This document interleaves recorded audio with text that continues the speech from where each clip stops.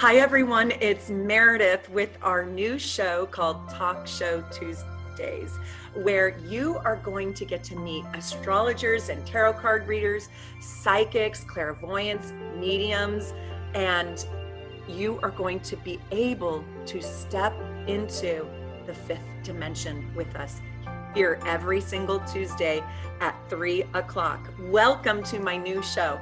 I am so excited because today I get the grand pleasure of talking to Argus from Team Soul Navigation. He's a reader here at Team Soul Navigation, and we are just having so much fun. He is fascinating and interesting and an absolutely brilliant astrologer and tarot card reader. And wait till you meet him. You will see what I'm talking about. I cannot wait to dive into this interview. Also, I want you to stay all the way through this video because at the end, he's got a little treat for us. Welcome, Argus. I'm so happy that you're here. Hello Meredith, and hello everyone on the YouTube. This is so exciting. Wow. We couldn't be farther apart. Argus is all the way across the pond over there in Australia. I'm locked in Australia, locked in Melbourne, locked down, okay. But that's okay, because we can still interact through the Wonderful. dimension, through the internet.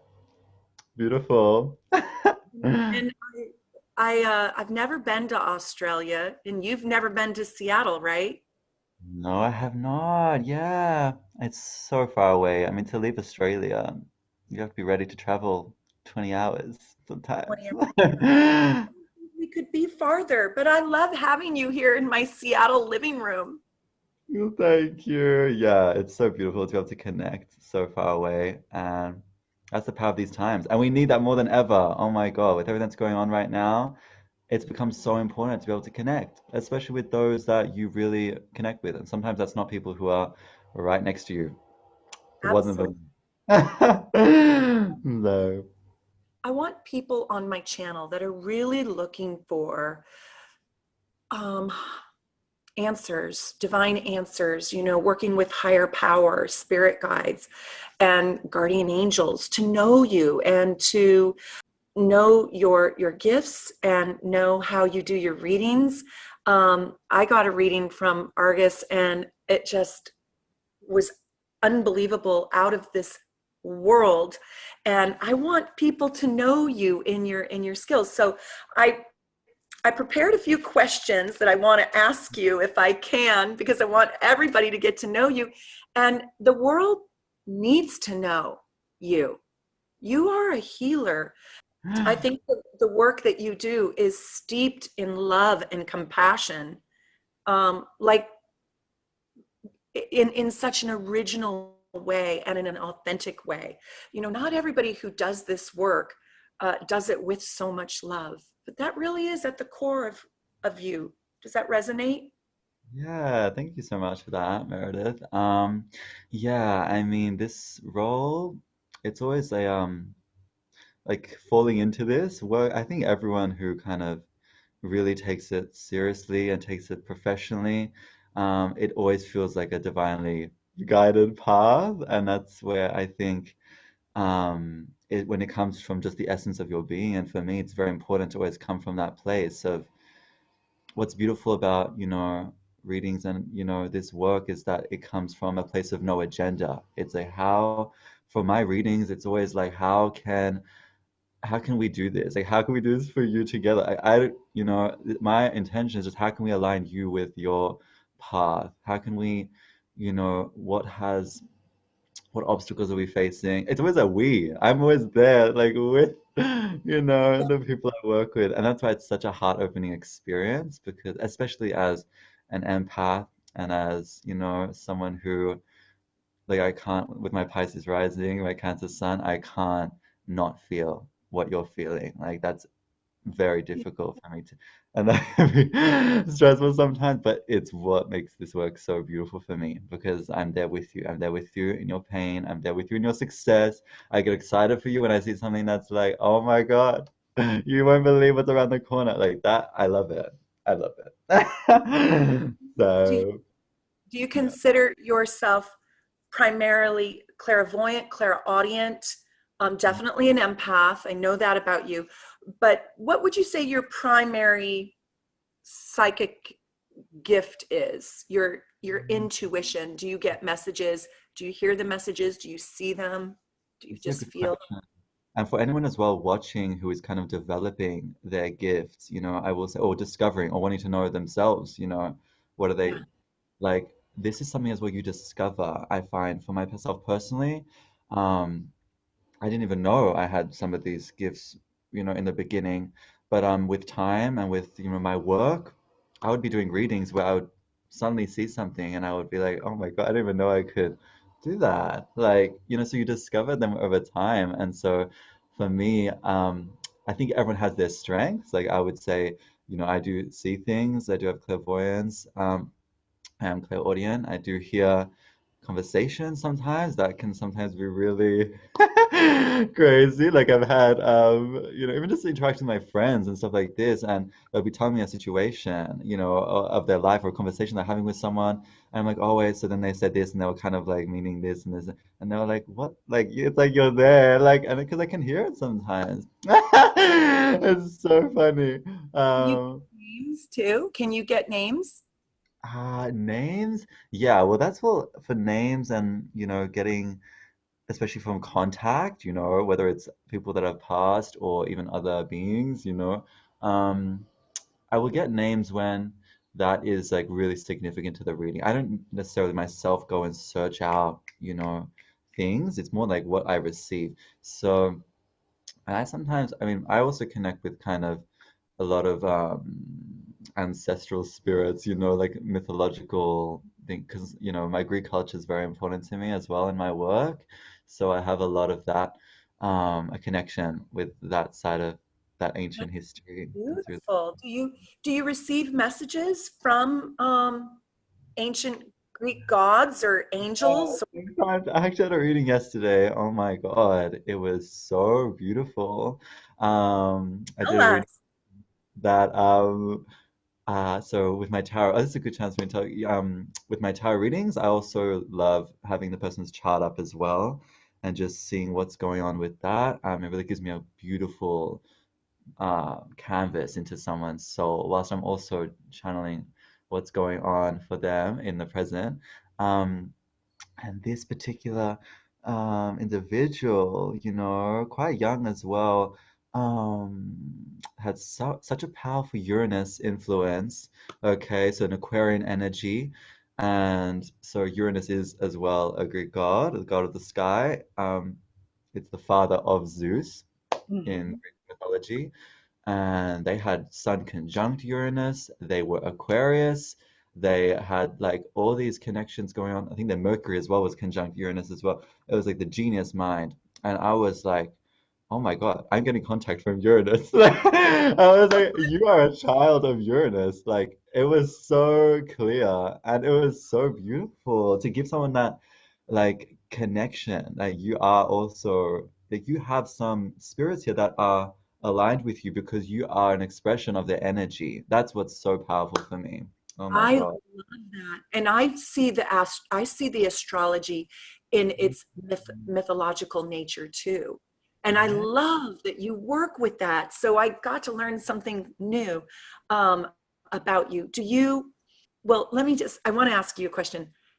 Have you ever done a reading that made you cry with your client? God. You know, I've Or can had, I mean, I have? forget every second reading. I don't cry. Well, my Capricorn moon, the I know. floodgates close. I don't remember the last time I've actually had a very, very good cry. I would love that at some point, but not happening. I will get actually, my clairsentience, which is the ability to feel someone else's pain. That's probably my most prominent thing. I think that's because to do with my Cancer energy as well. That's really prominent within me. Um, and so when I feel that, um, a lot of times, sometimes it can be that tears of just like, oh my God, like this person has suffered, and I can get very emotional with that. And yeah, I've had definitely had tears in my eyes for a lot of readings. And but a lot of the times it's also just tears of joy, like, oh my God, this is so beautiful. Like you deserve this so much. Like that gets me emotional. I can't with that. Like, I can see that, you've been working towards this and now it's actually going to start to manifest for you because you have done all this work. That is Right. perfect. I don't cry easily either. My Libra moon keeps me so in check. You can see the But purpose of everything. Um, I like how you said the gifts kind of find you and you develop them. They're like a muscle. But have you ever been in a situation that you felt afraid of your gifts? Like when you were younger, were you ever scared? Like I hear music and I've been very frightened by it. Like the music won't stop playing. oh my And God. yeah, and I now know where it's coming from and it is divine. But I've freaked myself out and I've blown my own mind. Have you ever been afraid or have you ever seen a ghost or had a bad experience with bad spirits or no? Thankfully, I've never had an experience where I've really like all the spirits that I've interacted or seen with, it's never been a malefic energy or like a malicious energy, thank God. When I was younger, I did have some very scary experiences, I will say. Actually, yeah, no, I have. When I was younger, well, from when I was like a child, I had experiences where I would see like, shadow people at the door of my bedroom, and this type of thing, like silhouettes. And I used to cry all the time from that. Oh my God, like that was really traumatic. But Yeah, that's and quite surprising. that is, Did you talk to your mom about it or did you tell the shadows to go away or how did you manage that? yeah. I would have been I would scared. tell my parents. I would tell my parents like I see people at the door or like coming up at the end of my bed or this type of thing, like coming out from the shadows and but of course they would have no idea what the hell that is or they'll just think it's a dream or this type of thing. And I was really scared. I would just cry and just try under the covers. That was my experience. So I didn't know what the hell that was. And then I kind of did not have those types of experiences for a very long time until I started tapping into my gifts again. And now I can very much register this is not a good energy. And usually when it's not a good energy, when I'm tapping into something like that, like a surrounding energy, because sometimes you can even have experiences where some people, like, I've had some clients where like I can actually feel like there's some type of attachment there. Like that can get and it's nothing to be scared about. Like it can be very oh my God, something's attached to me, but it's about blocked energy, okay? It's about blocked energy. Some people, when you're living in a lot of fear, when you're living in a lot of that low vibrational energy where you've lost sight with love for yourself, love for people around you, you can be really susceptible to these energies that really weigh you down, okay? And so it is a process. And sometimes I feel the need to say, like, there's a lot of unblocking to do. Okay, and we can do that. It can be done. Is that what Definitely. I want you to tell everybody what your different modalities are. So do you work with unblocking stuck energy? Yeah, so if I do register that, like I will, talk about that. I still do this even through my readings and this type of thing. Um, I do work with kind of just cutting energetic cords. That's like a really important thing for me, because even when you've, passed through a relationship or even just a person in your life who has really attached to you or this type of thing, you don't really want that energy anymore because you want to move on. It's not enough sometimes to physically move on because you have all this energy that you have shared with this person. Okay, so sometimes it's necessary to cut that cord. So I do work with that. Um, and that's a very individual by individual basis. It's not really a general, So like, somebody is stuck in a relationship that is yeah, not healthy for them and they can't break the ties. I get clients like that a lot, right? And it's like, I don't want to be with him or I don't want to be with her and I can't get over it. Is that could that person call you and you could help them cut yeah, those cords and start start feeling alive again? Yeah, that's a very difficult situation. I have so much empathy for people who are caught in situations where, because that's no longer just a physical attachment, that's energy. Like your soul is merging with someone that maybe you don't want to merge with anymore.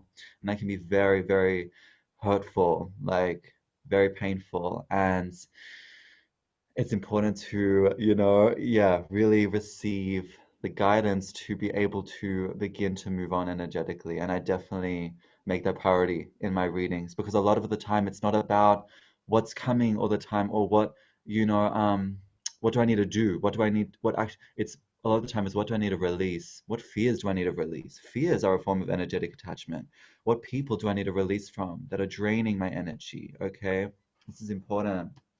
I love that. A lot of us, especially highly motivated and productive people, think that Mm, there's something that we have to do, where yeah. your point is so well taken, where sometimes it's about what we don't need, right? Exactly. What you That's need to, you what you know. need to let go of. Mm. What are your other modalities? Tell everyone. Yeah, so my main things I will say is my astrology, my tarot, Yeah. also with that energy work, I will say about, cord cutting and healing of energy in that way. Um, and I also have, crystal ball scrying, water scrying, okay? So that's really about receiving messages from just the movements of water or looking into a crystal ball and receiving those vibrations. I can really channel that energy. I think it's got to do with a lot of this trance state I'm able to enter. I don't know. I think with a past life, I must have had like been a shaman or something. I, I have. I, I was going to introduce you as that, as a shaman. Wow. I feel Yes, like that, I don't label you myself as would. that, but I feel a lot of that energy, that ancestral shaman energy, especially being able to tap into nature and this type of thing. I mean, even recently, I discovered these things like day by day. Some of them, I was even just looking at the patterns of birds like in the sky and being like, oh my God, like that's saying something. I always looked at birds and animals as guides, as symbols for your spirits, your ancestors, but you can read patterns even of the birds moving. And I looked up, it's an actual thing. It's called like ornithonancy or something. I need to clarify. If someone knows what I'm talking about, definitely let me know. But yeah, these things exist. Love It's that. beautiful. Discovered Well, them. what happens is I think when you open up your conduit, Yeah. your clairvoyant energetic conduit, spirit will come to you in all kinds of different ways, right? So you're standing in your gifts, Mm, exercising them, using them as a medium, as a psychic reader, a clairsentient, clairvoyant, clairaudient, and then these new tools find you, mm, and you can just shift right into them because you already have the skill set. I think you were born with it and then you chose to develop it. Do you have any advice for people who are really intuitive to the mm, point where they want to step into their gifts in a more massive way, but mm. don't know how? Like, Yeah, how this did is you develop the cool. crystal ball scrying? How, I Yeah, know and, that they find you, but what can um, people do to develop their yeah, and intuition more? especially with my readings, like I love delving into that for people, and delving into what your gifts are, what are your strengths, how does spirit come to you individually, and how can you nourish yourself with that? How do you develop that? But for anyone developing their gifts, it is like those of you who are very intuitive, you have to understand, like, not everyone has intuition. Like, and everyone, I mean, everyone has intuition to an extent, but a lot of people who are highly intuitive just assume everyone has these, everyone picks up on the vibes, everyone picks up on energy in a room, but it's not true. Like, it is a gift. It is something that not many people are open to. And as you begin to have more faith in yourself, and I would say it's a lot of that, like you have to start believing. You have to start getting out of your own way. A lot of, tapping into your gifts is getting out of your own way, your own limitations about what you think is possible, about what you think, is real and what's not. It's about shedding a lot of these judgments. Love And, that. once you start doing that, you really open up that flow to be able to receive messages from the intangible, okay? And to shift away your focus from the tangible at the time. And that's really about where your intuition begins to flourish, okay? But it requires a lot of faith because you have to understand we're still living in a world where most of the people around you are going to not understand what the hell you're talking about and are not going to believe your vibes and are not going to, see what, because they obviously cannot pick up on that. But that's not anything to doubt you with, okay? And once you start receiving validation for intuition, it becomes easier because you're Right. stepping, like you're being rewarded by it. And it's like for me now, it's like I couldn't trust anything else. Like I don't even know how to live if I'm not trusting my intuition. That is always my forefront. I don't know how else to live. Like I'm lost without that, you know? I think wait to really learning to trust the impossible, Yeah. you know, and not putting limitations on yourself or your mind or the results. And when we start putting limitations on, we start cutting ourselves off from our own intuition. That's a good point as well. And the limitations can even some through the expectation of what your intuition should tell you. This is important if you're trying to as well do a tarot reading on yourself and this type of thing. It can be difficult because you do have an agenda for yourself. Like that's your ego sometimes, and your intuition can be blocked by your egoic expectation of what you want to happen for yourself. So it's really about isolating what is my ego expecting, whether that's for someone else as well, or for yourself. But what is your intuition telling you? This is an important distinction to make. And I think the intuition is something that you don't have an expectation. You don't have an agenda, whether it turns out like that or not. It's just, it's a knowing. It feels like, I love That's that. it. That's incredible. Well, okay, so how do you feel about we're airing this just before the United States election, and people are just, oh, I don't know if you can feel the energetic vibration of the United States of America over there in Australia, but we're on pins and needles. Yeah. Everybody is. Yeah. And so I'm wondering if you would, for everybody watching, if you would do a card pull for those people who are living in the United States who are frightened and scared and anxious and scared and frightened and scared, Yeah. No, it's which is really kind of important. everybody. I just need to go get my cards. Is that all right? No worries. How Oh, fun. Okay, so right. artist is going to work his magic for us. So And beautiful. yeah, go ahead. It's so important right now, collectively. Um, I think everyone everywhere, like I understand the United States definitely, but everyone is going through a lot right now. And it's completely normal to feel, I mean, I'm already giving you the reading before I pull the card, but I've been tapping into the collective, a lot, especially recently with everything that's going on. But let's see what we have here, okay? So, wow, the first card is the Hermit. This is really, really important right now, okay? Because this has been for a lot of people now. When you've been isolated for a very long time, understand that there is so much wisdom in that, okay? And a huge part of this, um, everything that's going on right now is to go inward because the external, it is chaos. It is chaos, okay? And the nourishment is not coming from the external right now. And that's really important for a lot of people to acknowledge. Um, and this is everything. This is even, you know, connections that are really not working. The answers are not always going to be in the external. It's not going to be, or that job situation. Maybe some of you have lost your job or have gone through a complete shift in that regard, you know, or are really stressed about the energies externally.